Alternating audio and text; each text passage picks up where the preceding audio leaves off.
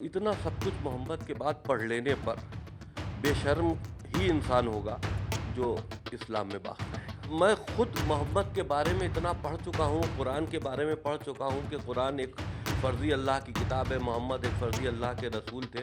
तो इतना उनके व्यक्तिगत जीवन में पढ़ने के बाद फिर उनको हम रसूल माने या हम उनको अल्लाह की किताब माने, तो हम ये समझते हैं वो कुरान की 26 आयतों को सुप्रीम कोर्ट में चुनौती देने वाले शिया सेंट्रल वक्फ बोर्ड के पूर्व चेयरमैन वसीम रिजवी ने इस्लाम छोड़कर सनातन धर्म अपना लिया है।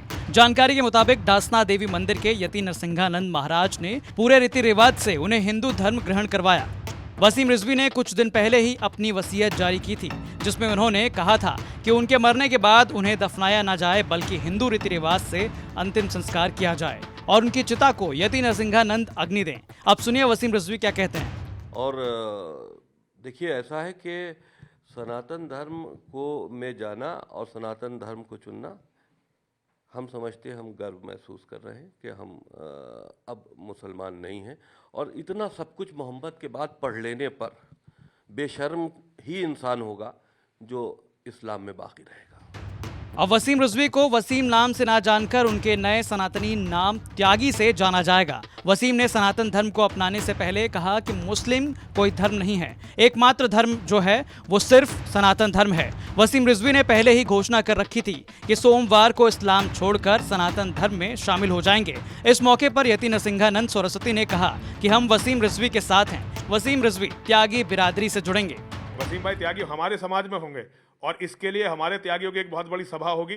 हम सभा करके ये कहने वाले हैं कि जो लोग भी वसीम भाई का रास्ता पकड़ते हैं, बिल्कुल चिंता ना करें कि उन्हें कौन समाज अपनाएगा। हम यहाँ सनातन धर्मियों का सबसे मजबूत समाजों में से एक हैं।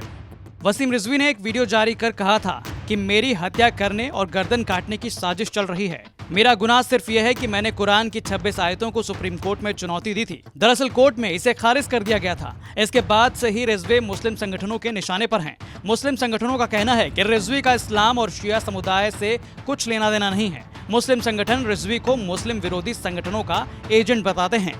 देखिए, वसीम रिजवी के सिलसिले में मैं तो यही कहूँगा कि हम उसको पहले से ही मुसलमान तस्लीम नहीं करते थे। अगर वो अब धर्म परिवर्तन कर रहे हैं या किसी मज़हब को इख्तियार कर रहे हैं, हमें कोई एतराज़ नहीं है, क्योंकि उसने सिर्फ नाम मुसलमानों वाला रखा था। उसके जितने भी अमल थे वो गैरों वाले अमल थे।